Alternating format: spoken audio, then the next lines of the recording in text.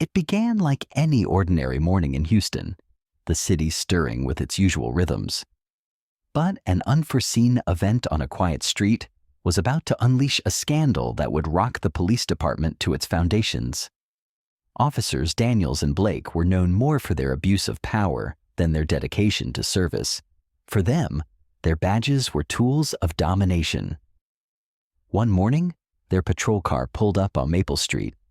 They saw a woman standing by an SUV, seemingly just waiting and looking at her phone. To Daniels and Blake, she looked suspicious. Without warning, they stopped abruptly. Daniels barked at her to move away from the vehicle.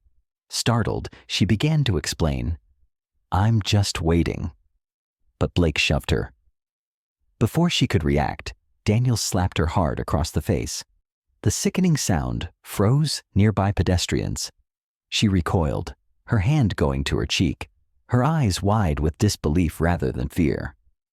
As phones began to record the scene, Daniels sneered, accusing her of resisting.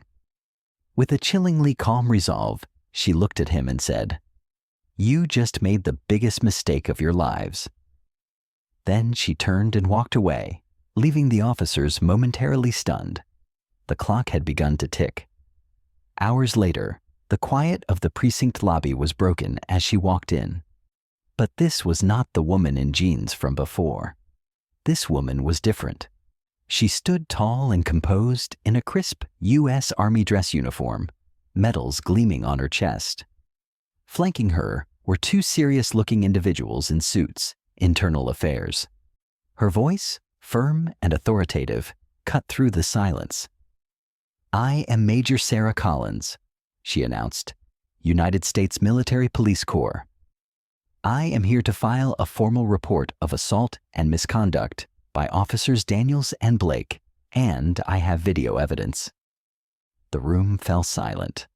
By the end of the day, the video had gone viral, seen by millions and picked up by news outlets.